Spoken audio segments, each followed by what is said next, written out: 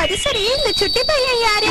அக்கா என் பேர் சிஞ்சன் நோகாரா. எனக்கு 5 வயசு ஆகுது. என்னக்கா பண்றது, எல்லாம் தலையெழுத்து. எங்க அம்மா இல்லாத மூஞ்சிக்கு மேக்கப் போட போயிருக்காங்க.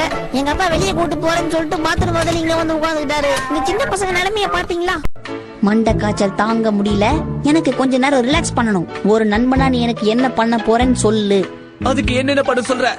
நீ ஒரு 2 நிமிஷம் மட்டும் ஈமாவாரிய மடியில படுக்க வச்சுட்டேன்னா அந்த கேப்ல நான் குடுகுடுன்னு ஓடி போய் என்னோட கடன் எல்லாத்தையும் அடைச்சு.